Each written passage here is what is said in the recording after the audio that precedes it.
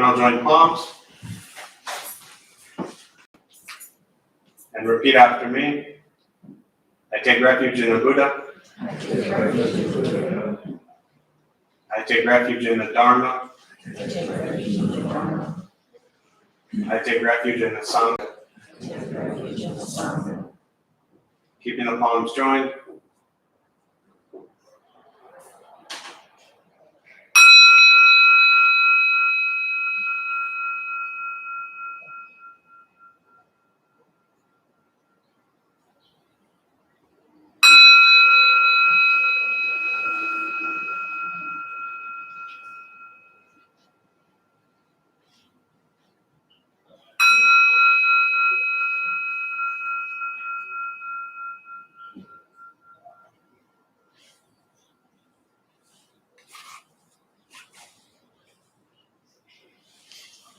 The palms down.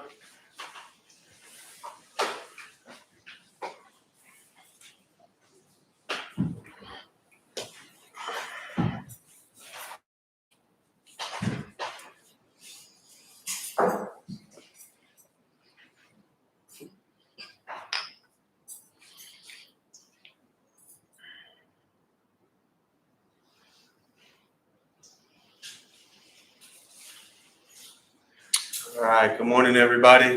Good morning. Good to see you all. Thanks for being here. Otherwise, I'd be talking to myself on a Saturday morning, so thank you. My old teacher used to always talk about the way to approach Buddhist practice. And something that just popped into my head as I was doing my offering, which is usually about the time I figure out what I'm going to say to you all for these first 10 minutes, was something that keeps coming up recently, which is people's, let's see, how can I sum this up for everybody? Anyone in this room a pretty aggressive, intense person? Not everybody, some of you are definitely not, but anyone here? It's a question, show of hands. How many of you are aggressive? And normally if I say how many of you deal with anger, sadness, anxiety, sadness, depression, every hand goes up. But the question is, how many of you are kind of aggressive, intense people? One. Okay, great. We have one intense, two. We got a couple. Thank you very much for playing along. Funny how the aggressive, intense people are afraid now all of a sudden to put their hands up. But so the conversation I had recently with someone, which is really relevant for all of us, depending upon our own personalities or our own approaches to life. But for individuals who are very aggressive, intense, lots of just drive and passion for whatever you do, that approach towards Buddhism will be very difficult. Because if you are someone who's really aggressive and intense, especially if it's newer to you, and you're trying to conquer everything and be the best and excel and just master it in 8 weeks, you can't take that approach into Buddhist practice. If you're just coming in now, if you don't mind just filling in a couple of these chairs or seats that are here, that way as people come in behind you, they also don't run straight to the back corners. There's one chair here, and then that's probably about it. Yeah. So just two to a bench, please. Thank you. So that approach for the individual I was speaking with, or anyone for that matter that's like that, will be very difficult because in all likelihood, whatever your personality is, whatever your typical way of being, the flip side of that is maybe somebody who's just very relaxed, very casual, very nonchalant, very laid back, very, it kind of doesn't matter.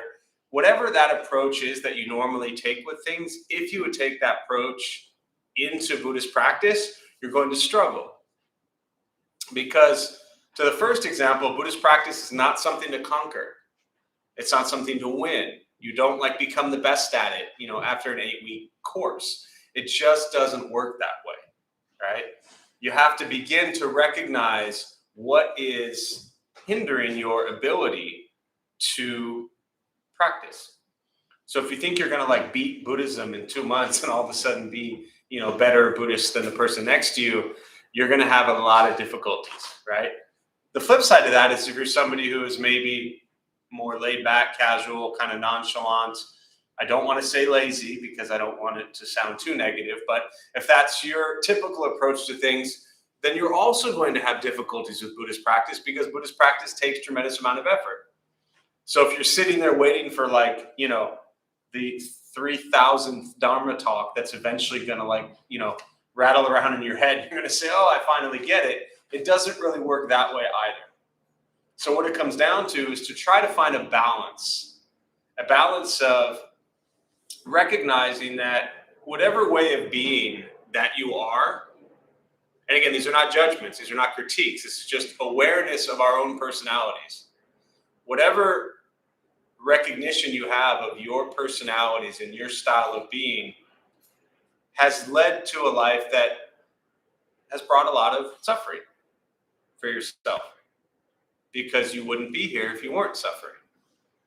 So that's the first part, is to recognize that. And so if we take that same approach and we try to apply it to the thing that can actually help us suffer less, we're going to have a lot of challenges.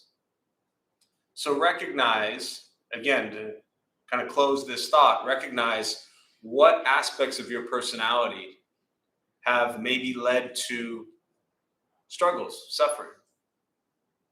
And then within Buddhist practice, using them as, to me, I just have always seen them as tools. You know, there's a toolbox here and there are a bunch of tools. And the tools are the Dharma, the teachings. But if it just sits next to you your whole life and you never open the toolbox and take anything out, right, it doesn't really work. So recognize what about you can you potentially alter, right? And last thought is years ago, and to this day, it was one of the greatest things that anybody ever said to me. It's probably about 10 years ago.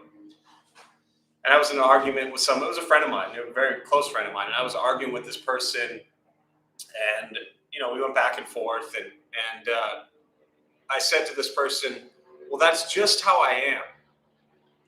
And they said back to me, well, maybe you should change how you are. I was like, oh, there's a good idea. But it never really hit me that maybe I was the problem, that I had to alter my ego or my desire or my craving or whatever I was seeking that I thought was going to make me so great. I had to alter that. Because for me, being the best Buddhist was like the goal 15 years ago. You know? I would literally show up to Dharma talks back in, I guess, 18 years ago in 2003. And I'm sure nobody in this room can relate to this, but I would show up to the old temple I went to, and I'd look around the room and I'd think, I'm going to be a better Buddhist than you are. Right? Anyone else ever had that thought?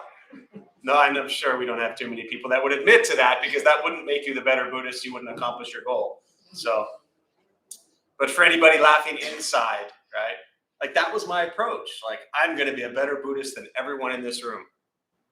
And then I would, like, you know, hunker down and try to study and meditate and practice, thinking I was being a better Buddhist than other people. That was the dumbest thing in the world. So that's a tiny piece of my personal experience with what I'm really introducing to you all, which is how to study and how to practice. Not to seek recognition, not to seek fame, not to seek, wow, look at me, I'm so great at what I'm doing. None of that stuff. All that stuff is doing is sparking your ego, which is actually the reason you're suffering. So humility is incredibly important on this practice. Right? The Buddha teaches very clearly, it doesn't matter how much generosity or greatness you do, if you do it seeking and with the recognition of fame and all that kind of stuff, then there's really no merit. It's not actually generosity.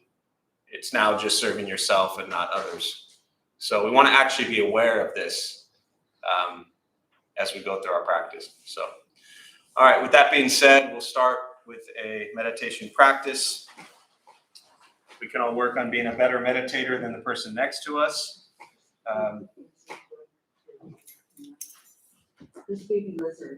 Oh, be very careful.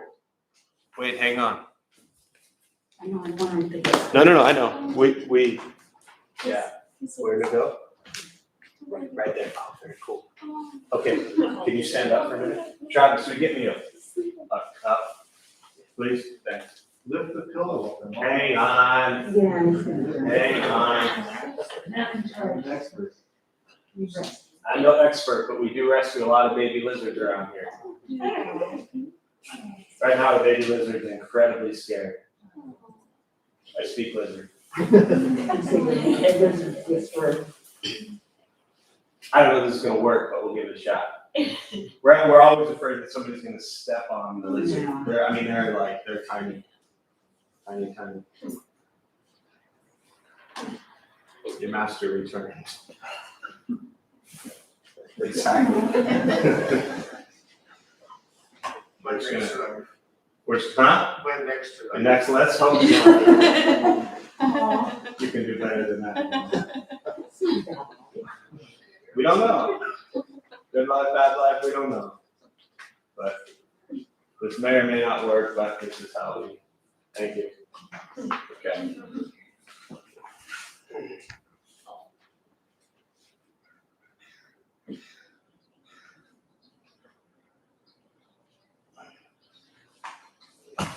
Thanks. Actually, yeah, hold on. Hang on, let me just, or you can all yell at me what I should do, because I don't know. Well, I got it. Hang on. Hang on, why don't you all tell me what to do? Because that would be perfect. Do it left-handed. He's not very good. You could take the pillow now. Yeah, there we go. If anybody else can tell me how to do it, that would be wonderful. Just helping, Jeff.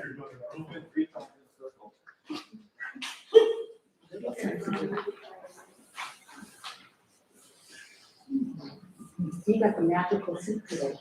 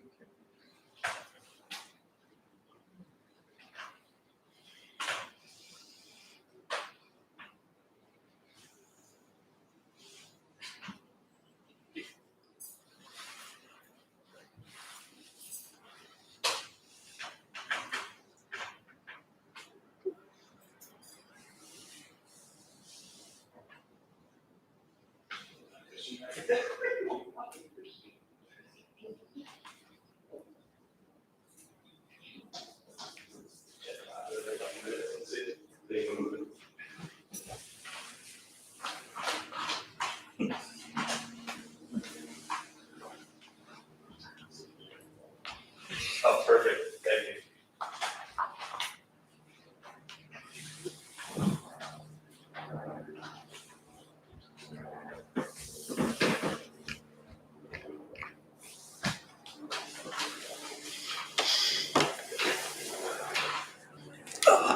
Anyone here for the first time?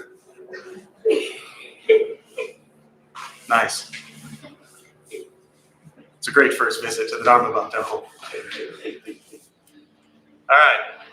So now we're going to start a meditation practice. You wanted to keep the cushion, so.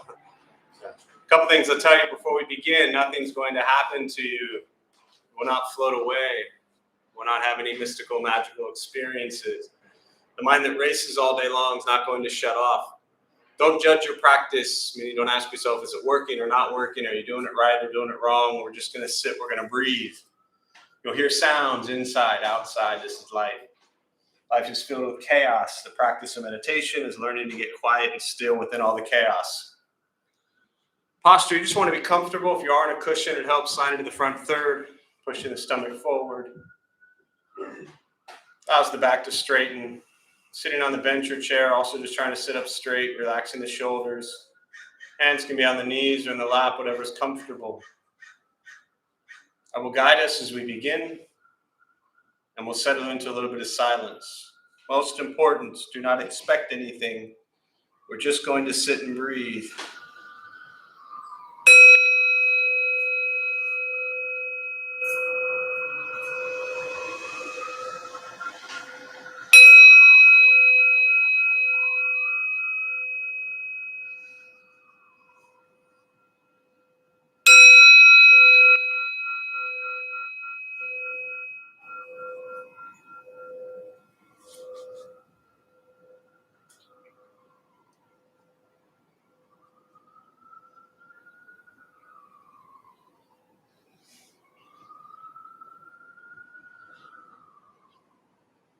And starting with the eyes closed if comfortable,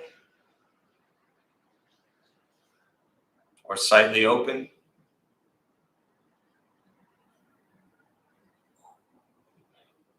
Mouth is open or closed. We'll start with taking 3 deep breaths, slowly.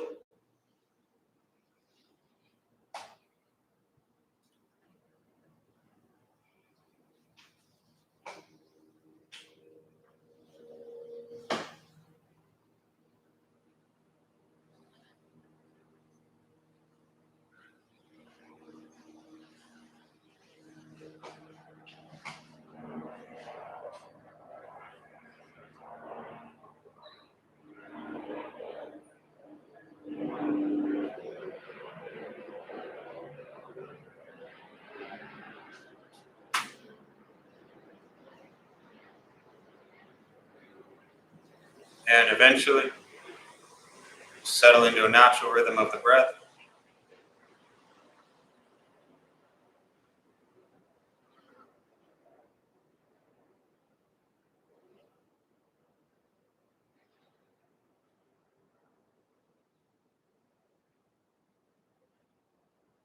Noticing the mind as it wanders, jumping from thought to thought.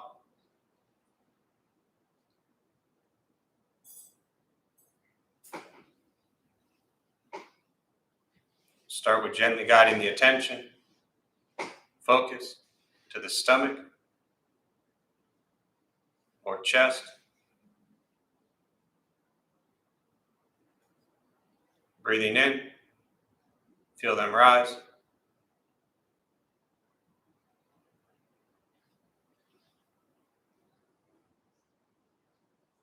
Breathing out, they fall.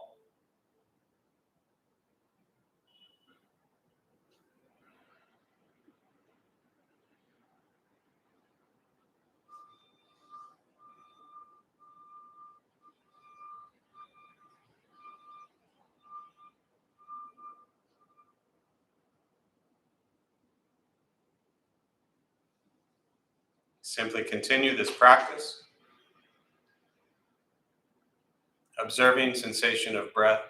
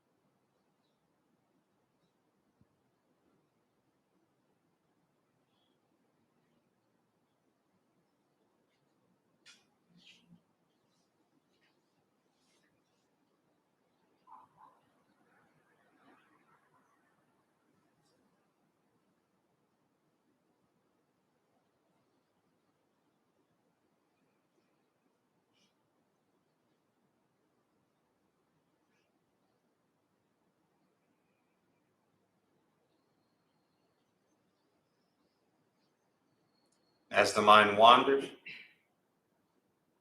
lost in thought, recognize it,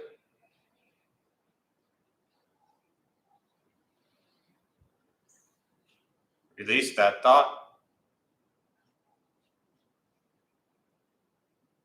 Return attention, focus to the breath.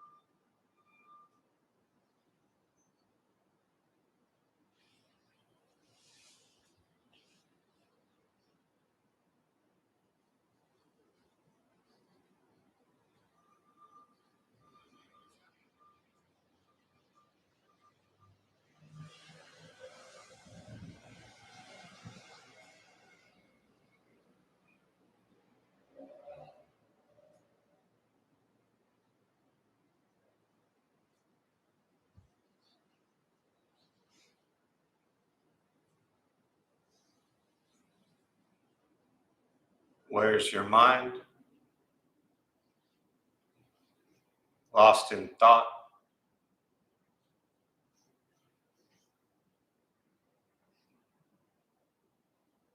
Release that thought. Return attention, focus to the breath.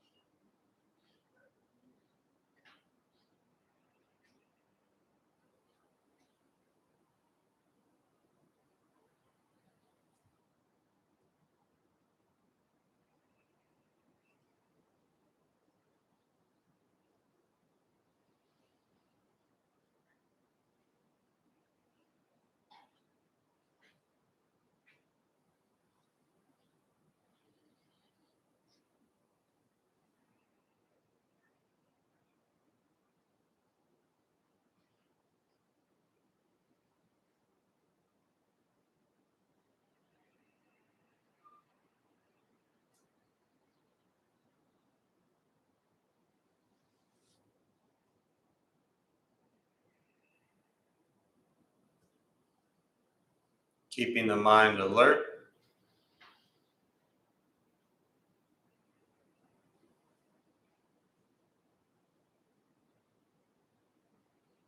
Aware of each sound.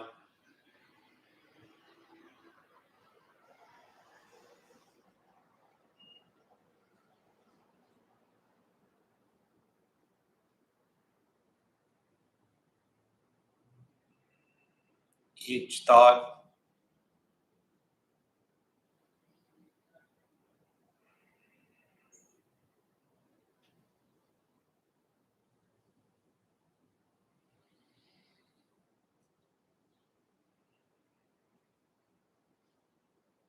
Each physical sensation.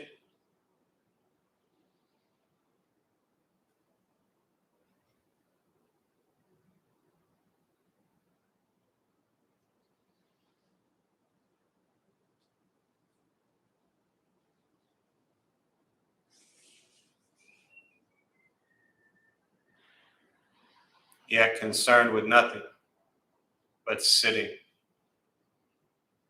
breathing.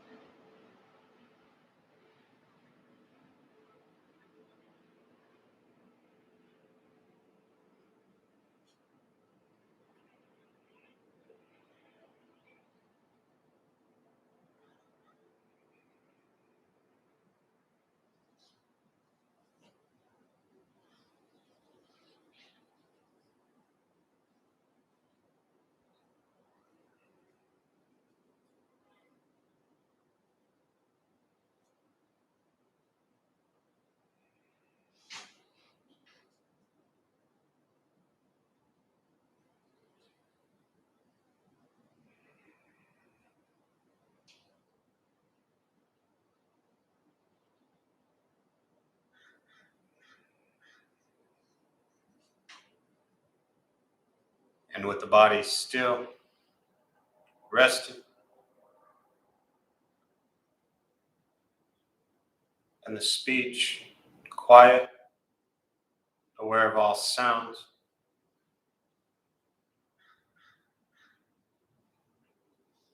and the mind learning to settle.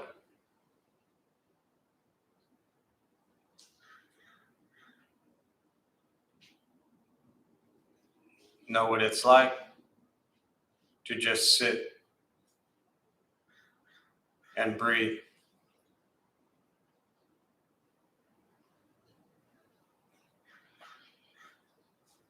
Knowing with each breath, there's nothing else to do.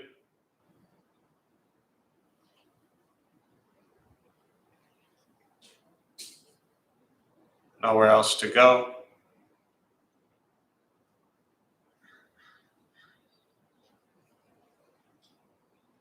And no one else to be.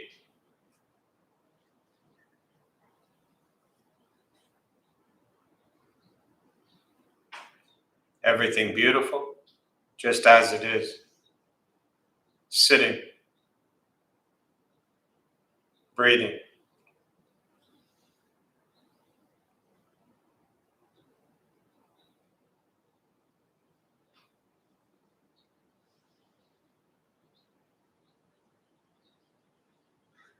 Once again, taking 3 deep breaths, slowly.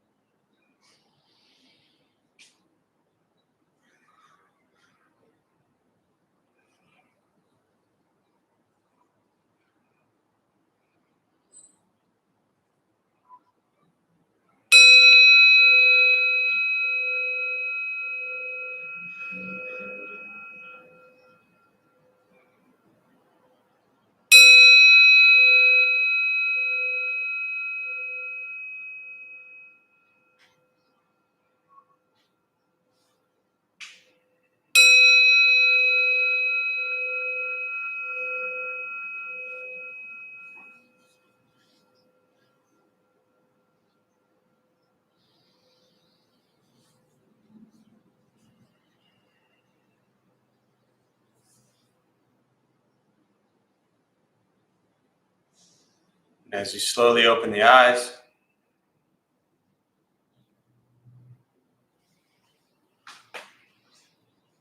slowly beginning to move.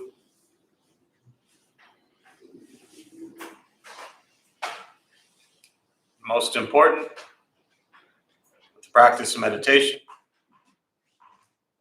is to recognize how you feel now, immediately after. Compare this to how you typically feel throughout your day. Recognize the difference, if there is one. Ask yourselves how you prefer to feel every day for the rest of your life.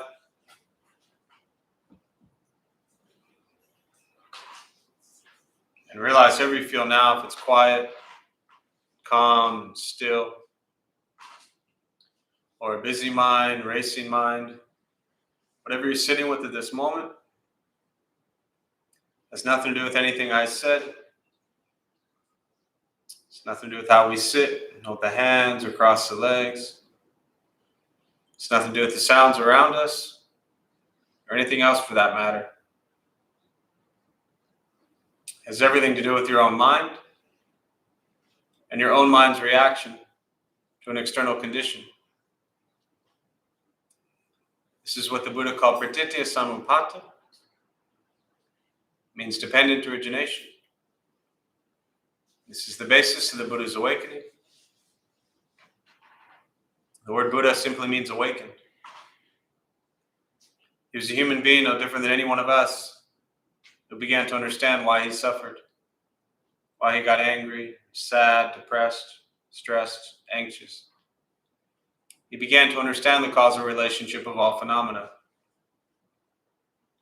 What that means very simply for all of us, regardless of where you come from or what you believe in or where you think you're going, your whole life is filled with things that happen.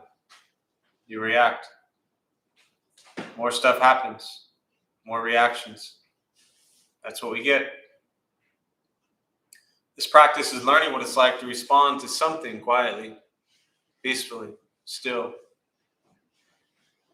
Because for most of us, the way we responded to the last 20 minutes is quite different from how we respond to everything else that's happening throughout our days. And so all we're working on is closing the gap to where the way you feel now is closer to how you feel always. Just as driven, motivated, productive, successful, whatever that means to you in your respective lives. But with a mind that's steady, clear, focused, distracted by nothing, disturbed by no one. It's not an easy practice. It's not necessarily fun. It's not an escape, as often people may think it is. Meditation is direct perception into the present moment.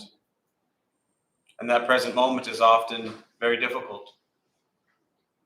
The present moment's often also very pleasant.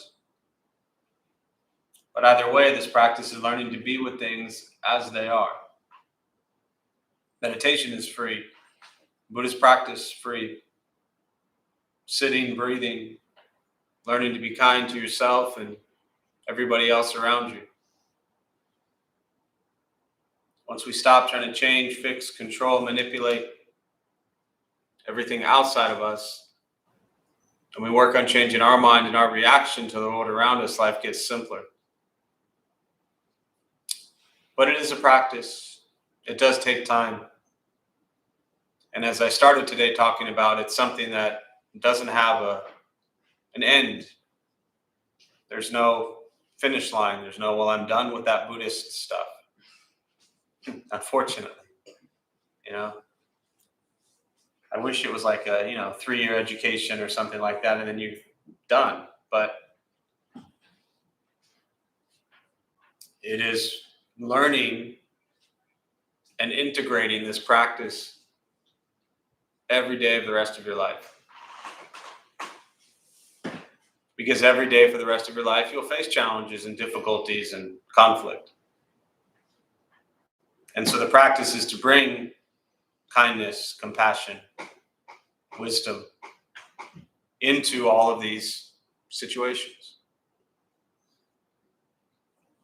And the deeper we're able to cultivate kindness and compassion and wisdom, then the easier it is to bring that immediately into each situation as it arises.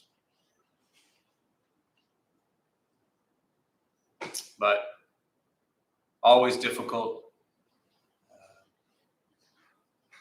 Unfortunately, the world around us doesn't do everything we want them to do. The people don't do what we want them to do. So we continue to practice for our health and peace of mind, but also so we can share that stability and healthier mind with everybody else. Because if we run around filled with greed and anger and ignorance, then other people have to interact with that. And that's not fun. But if we run around with hearts and minds of generosity and compassion and wisdom, then other people get to interact with that. And that's much more pleasant. So that's why our college group, our motto is for the benefit of others, which is really the Bodhisattva practice of recognizing that our practice in every way really is to be of benefit to those around us. That's what it's about. So with that, I'll pause. I always just prefer to open up to questions, meditation, Buddhist practice. I always really prefer to ramble on whatever is on your mind, and we'll use the rest of our time this morning for that. So questions? Yeah. Can you talk about dependent origination? Dependent origination. Can I talk about it? Yes. So it is the thing I say, you've heard me say for many months now at the end of meditation, Pratitya Samupata, dependent origination. It is the basis of the Buddhist awakening. It is the causal relationship of all phenomena. It is the law of cause and effect. It is understanding that everything is conditioned upon something else for its existence. So what makes us all, well, I shouldn't say it makes us. The practice is to help us understand that we're all here because of each other. We're not the same. We're not one, right? We're all different. Different thoughts, different actions, different words. But this Sangha, this community, as it is in this very moment, is what it is because of every single person that's here, right? One little thing changes and everything is different. Karen, if you had gone, right, you came in, you were starting to go to the back. There's a glare. I can't really see people back there. I just saw a body moving. I said, can you come on up front, right? If that moment hadn't happened, maybe you killed a lizard this morning. You wouldn't have seen the tiny little baby lizard behind you, and maybe, you moved during meditation and your butt squished the lizard. But because you walked in, went to the back, I said, come up here. You sat down there, you saw the lizard. All of that occurred. Now, also recognize, just in case any of you are feeling like, yay, we saved a lizard, a bird could have just killed the lizard while I set the lizard outside. So we have no idea the future fate of that lizard, right? But all of those things are connected. Because we had a Saturday morning meditation class at 11 o'clock, that occurred, right? Because in 1927, the Swedenborgian congregation decided to build a church here. That's almost 100 years ago. Because Emanuel Swedenborg from the 1700s existed and decided to start a religious following as Christian mystics, and 150 years later, they decided to build a church here. And then in 2017, we decided to save the church from being torn down. That lizard got rescued and put outside. So we can thank Emanuel Swedenborg from 250 years ago for that the baby lizard being put outside. Everything is contingent upon something else for its existence. This is my attempt to understand what dependent origination is. The causal relationship of all phenomena. Now, let's forget the whole nonsense I just talked about for a minute and apply this to your life. Ever been mad at somebody, right, once in a while? And yet in that moment, it's just so narrow. They didn't do what I said. I'm mad at them. They're terrible. I'm good. That's like a 5-year-old version of that. But then you become 50 and you realize, oh yeah, it's still the same thing, right? What we're not seeing is the causal relationship of all phenomena in every individual. We don't understand why people do what they do. We don't know what experiences they have, what traumas they've had, what they've gone through, their journeys, their difficulties, their challenges. We just see them in this moment not saying or doing what we like.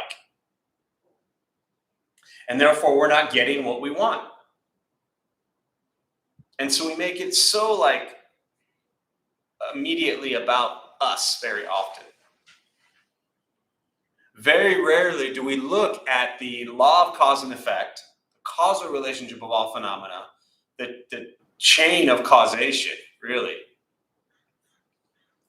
Very rarely do we look at how each thing that we do really could impact other people without even us knowing it.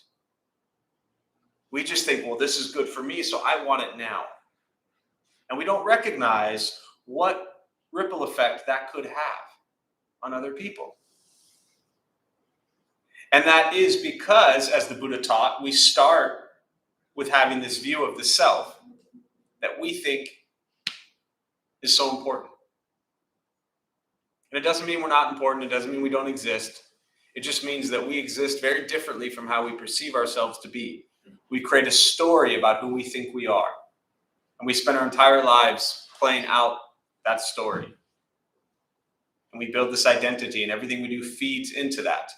And because we're so attached to that sense of self, this dependent origination becomes so critical, because all we're seeing is me, my view, my lens, my lane. I'm not really worried about anybody else but me. So the lack of understanding dependent origination, causal relationship of all phenomena, law of cause and effect, which is karma. That's what karma is. Karma is action, the law of cause and effect. When we don't understand this, or I shouldn't say understand it. So intellectually, I'm sure all of you kind of understand what I'm talking about right now, if not completely understand. But to intellectually understand it and to actually do it is really different. So for us to say, oh yeah, I do spend my life thinking about me as the most important person in the world. And then say, how can I change that? How can I recognize that my actions may impact other people negatively? Well, but it's going to benefit me. This is how most of us operate. No offense to the unselfish people in the room. Right? But most of us operate from, what is my benefit? So we can say things like, for the benefit of others. We can say things like Buddhist phrases and terms and karma. But when it comes down to it, most people are really out there looking out for themselves and their gain and their benefit and their reward. So does that help? Yeah. I told you I ramble. Yeah. So on that theme of the dependent origination, like you can't see other people's, what they're going through. There's like so many different things I want to bring to this. So every day, when I come here, I get on the 163 North and 5 with the zipper merge. And if you don't leave your ego behind there, you're going to spend frustration, right? And then for me, that's my resiliency factor of how's my practice today? How do I interact with that?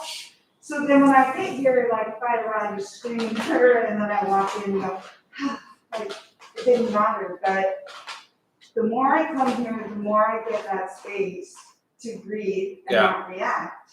And the more I'm able to treat other people like you did that lizard. We didn't judge it for its, why did it get in trouble here? Where'd it come from? What was it doing here? Like now you need us to, or we didn't judge it. We just like did our best to help it and not kill it with our good intentions, right? Right. So I just say that like the speaking board meetings, which I actually live next to their original church in the East Coast and I have a connection here, but because of the day you left the doors open when you guys acquired it, I could wander in here and find space. And for years now I've been coming and practicing it, and I don't know about the interactions with other people, but I'm more able to treat people like that lizard than jerks on 163 trying to keep me from meditation. Yeah, for sure. And I usually try to recap what people said for our millions of YouTube followers, but I just can't recap that, so I'm sorry. But thank you for sharing that. Yeah, beautiful, very personal, your relationship to practice and the real life experience, traffic, waiting in line for coffees, these types of things are great metaphors or great moments to practice Buddhist teachings, right? Because These are things that we think have nothing to do with like, Buddhism or spirituality or practice, but no, they have, that traffic is the moment to practice. So not just for you, but for everybody, and even the way you described, you said, you're in the traffic and you're frustrated and trying not to get mad at people. You don't know what they've gone through. And then you get here and you're like, you take that breath of relief. Like, I made it, right? So here's your challenge, just not for you, but for everybody. Next time, on a Saturday or wherever you come here and you go to get into your car from your home, as soon as you sit down in your car to get here, stop for a moment and say, I made it. I made it to my car. And stop for a minute and appreciate that you have that car there. Because it's a long walk, right? Or bus ride or whatever other means of transportation you might have to take. So it's to kind of work in reverse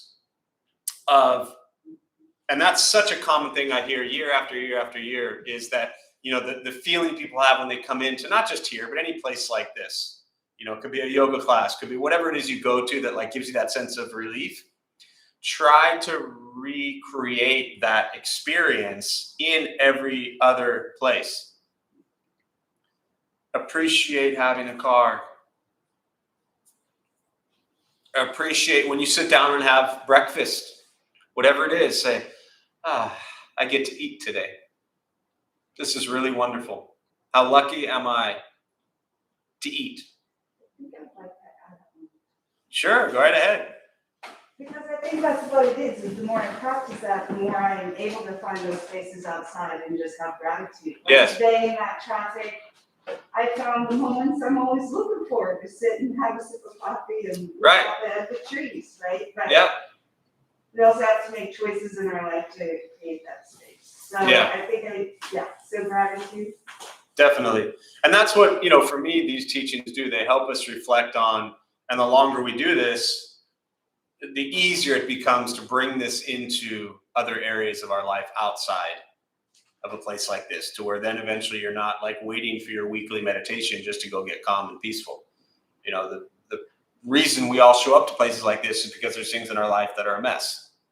So if those things in our life stop becoming a mess, which they never will, the only thing that needs to stop becoming a mess is you. So the less of a mess you are, the less of a mess your life is, and the less of a need to come to a place like this. But, it's probably not going to happen anytime this month. So we'll stay open for a little bit. Yeah, thanks, Karen. Other questions, thoughts?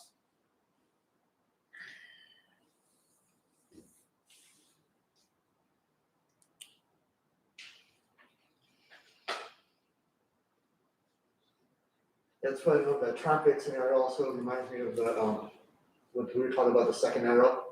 Yeah. Right, it's like when you get cut off, that's the initial suffering, but the second arrow is, why did that guy cut me off? Why is that guy doing this to me? Why is that sort of thing? It's like, Correct. If you take that recognition at the first one and say, okay, and not let it go forward, that can also help bring that. Yeah, the comment, the teaching on the second arrow, the traffic is often like that. The teaching on the second arrow is that when something happens to you, that's the first arrow. Someone did something I don't like. They cut you off in traffic. That's the first arrow. The second arrow is, why did they do that? Now I'm angry. Now I'm sad. Now I'm depressed. So we turn that first arrow into multiple arrows that cause tremendous pain and suffering towards ourselves and others. And then we get into road rage. So here, again, here's the practice and the challenge with that. What we call, your example, right? I'm just going to kind of pick on that a little bit. The example of the person cut me off, that was the first arrow. Why does that have to be an arrow?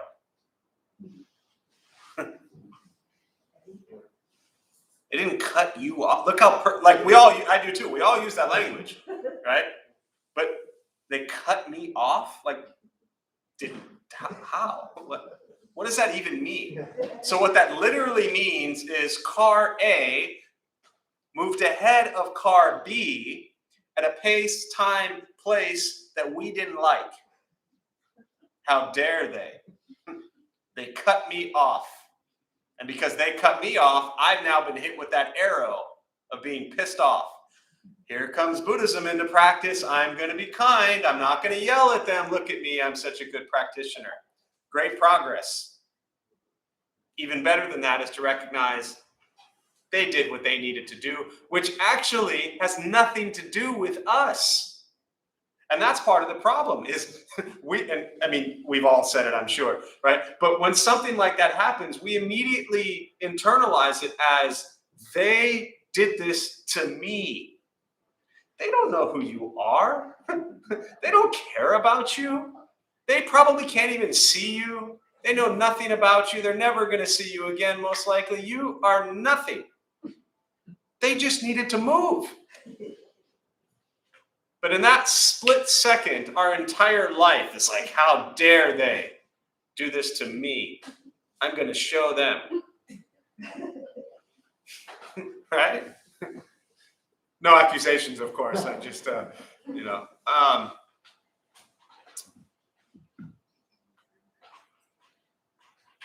I will close with this story, which I haven't told in a long time, about that. Because I used to be the person that you didn't cut me off, or you did, you were going to know. This was in 2007. And Temple was downtown. And this was like, in my early Buddhist days, I was always attached. I used to be attached to like Mustang, basically just convertibles. So in my early Buddhist stages, I was working on non-attachment, but one of my big attachments was still having the convertible, So I had thought that getting rid of my stuff was taken care of, except for a few things that I felt still made me cool. So I had to hold on to those.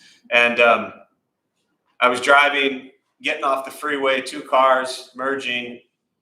I got in front of the other car. I cut them off, right? They didn't like it, clearly. I'm driving, convertible, window down, arms up on the edge. All of a sudden, I just get smacked in the face with something. I haven't told the story in a long time. Has anyone here heard this story? You've heard it, yeah. So I got hit in the face with something. And I was just like shocked. What they did was, and I know this from what ended up, me seeing them, it was 3 or 4 kids, probably, high schooler, teenagers. They took a 32-ounce big gulp, AM PM style, and they threw it at my car. Perfect shot. I mean, it hit right on the side of the door, where if it was too low, it would have hit the door. If it's too high, it would have gone over my head, but it hit like right there. Smack, top comes off, covers me in Hawaiian punch. I'm in like this white shirt thing. It's a white car. Right? My immediate reaction was laughter. My first reaction was laughter. And I was like, man, that was a good shot. I laughed at what a good shot it was because I would have been the 16-year-old kid that would have done that exact same thing, have done that exact same thing, right? So I laughed. And this all happened very quick. The story takes much longer than what it actually occurred. So I laughed, and then my immediate thought after that was sadness. All of a sudden, I was just really sad. I was like, wow, I can't believe that just because I got in front of them the way they didn't like it, and I benefited from it in my mind, that led kids to do something like that. That's sad. And again, I relate to it personally from being someone who's done stuff like that. So I I got off the exit, I get down to Temple. A friend of mine comes out, and I'm like covered in Hawaiian punch, dripping. He's like, what happened? And I told him the story, and I just started laughing. And it wasn't until much later that I recognized that never once in that moment did anger arise. Now, I want to be very clear. This story is not about whether what they did was right or wrong. Because most people would just want to jump to, well, what they did was wrong and they should be punished. This is not about that. If that's your view, that's your really selfish view because you're making it about us versus them. It's about my reaction to what occurred. Anger didn't arise. Critical for somebody who grew up with tremendous anger, and that's what led me to this practice. But I didn't realize that till much later when we were talking about it, right?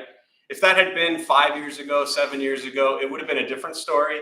I would have chased them down. I would have taken out the baseball bats that were in my car, and it would have been a mess. But instead, I laughed and I felt sadness. And has always been one of my kind of, I don't know if you'd call it just recognitions along the way of this practice for me personally that says, wow, this stuff actually works.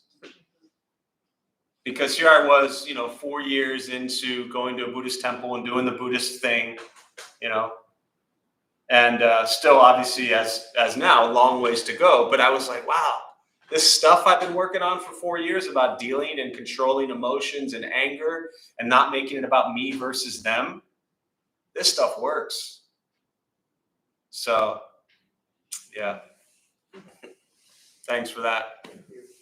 All right, so we'll close on that. We'll join palms. May the benefit of this practice be shared with all beings in all directions. May all be at peace. May all be free from suffering. May any merit gained from this practice be transferred to the more than 4 million lives that have been lost during the pandemic and to their family and friends who continue to suffer at this time. May they all be at peace. May we all be at peace and free from suffering.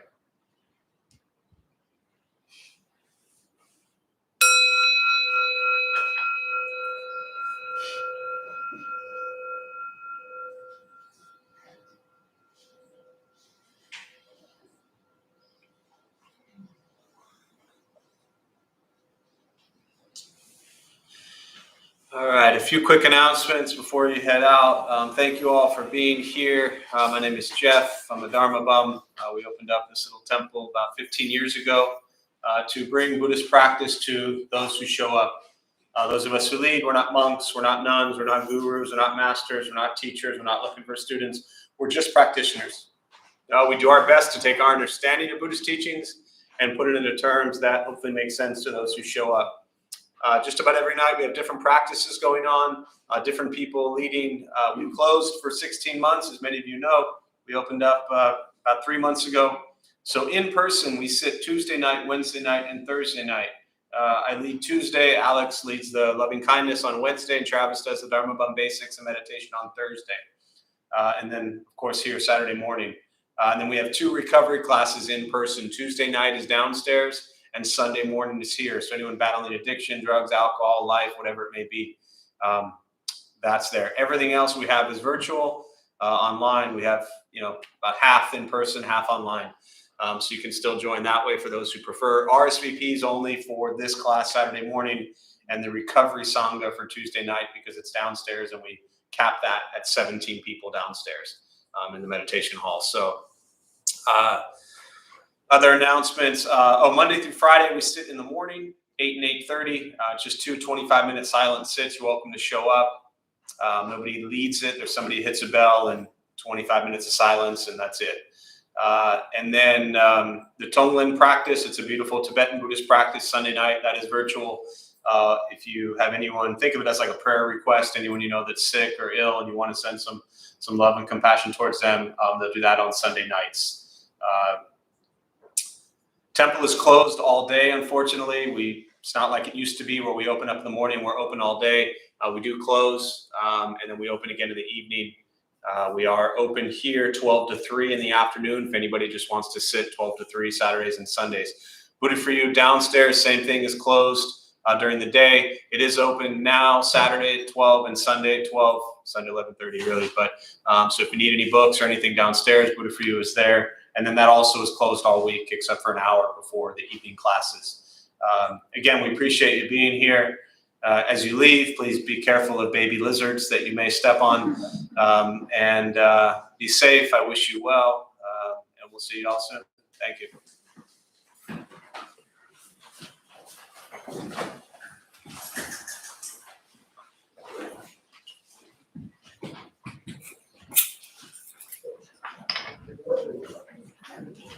Got the paper, so I'm gonna do that. Okay.